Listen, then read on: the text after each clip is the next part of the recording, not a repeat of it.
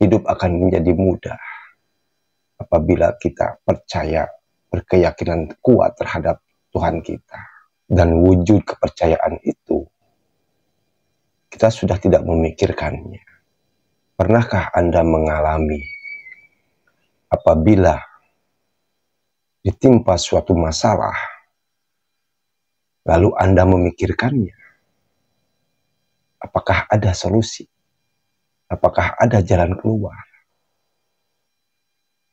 Saya rasa pusing iya, mumet iya,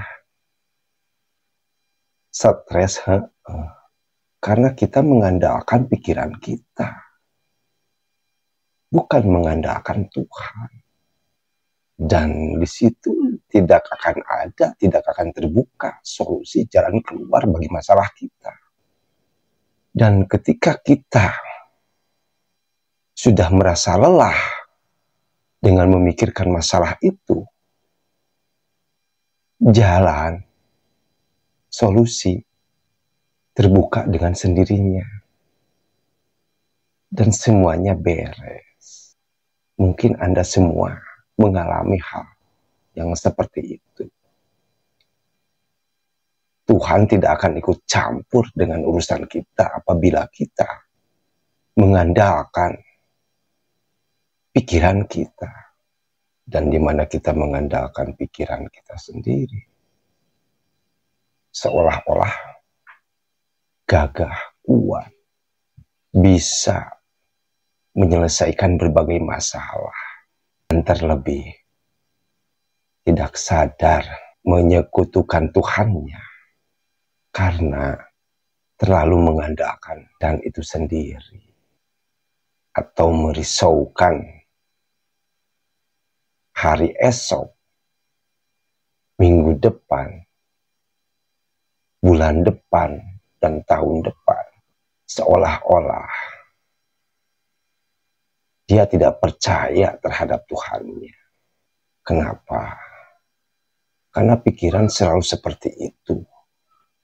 Bergerak ke masa depan dan selalu membayangkan hal-hal yang belum terjadi. Ketika pikiran membayangkan hal yang belum terjadi, kadang menimbulkan rasa was-was dan takut. Dan pada faktanya, apa yang dibayangkan di pikiran, 80% tidak terjadi. Hanya kekecewaan yang didapat. Dan Tuhanmu hanya mengharamkan perbuatan-perbuatan keji, baik yang nampak maupun yang tersembunyi. Artinya, Tuhan kita tidak menyukai kesyirikan-kesyirikan yang ada di dalam hati kita. Cara untuk menanggulangi kesyirikan yang ada di dalam hati kita, yaitu dengan menghentikan kebiasaan membeda-bedakan di dalam diri kita, atau dengan cara melalui mengenal diri sendiri yang sesungguhnya. Dosa syirik tidak akan diampuni. La yaghfiru ayyushraka bihi. Sesungguhnya dosa syirik tidak akan diampuni kecuali Tuhan berkehendak lain. Malah dalam ibadah ritual pun sering kita menyekutukan Tuhan kita. Padahal di surat Al-Kahfi disebutkan wala yusyrik bi ibadati rabbihi ahada. Janganlah sekali-kali kamu menyekutukan Tuhanmu di dalam ibadahmu. Memang sholat khusyuk itu tantangannya luar biasa. Tapi dengan modal tekad yang kuat, insya Allah pasti bisa. Tidak ada yang tidak bisa. Tidak ada yang tidak mungkin. Selama kita berniat, bertekad dengan sungguh-sungguh.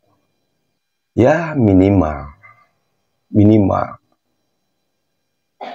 setelah kita mengetahui ini, minimal tidak menyakiti perasaan orang lain,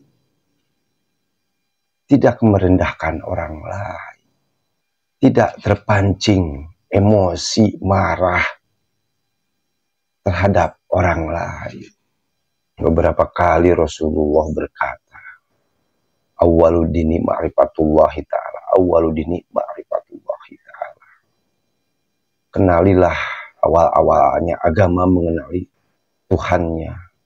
Sebab kita dengan mengenali Tuhan, penyakit hati, kesirikan yang ada di dalam hati seperti sombong, dengki, ujub, takabur, ria, dan lain sebagainya, itu bakal terkontrol oleh diri kita. Perlunya, pentingnya mengenal diri yang sebenar-benarnya diri, supaya kita bisa ngontrol apa yang ada di dalam diri kita. Tanpa kita mengenal diri sendiri yang sesungguhnya, kita tidak akan bisa mengontrol. Kontrol gimana terhadap diri sendiri yang mendominasi kesadaran pikiran, bukan diri kita yang sesungguhnya.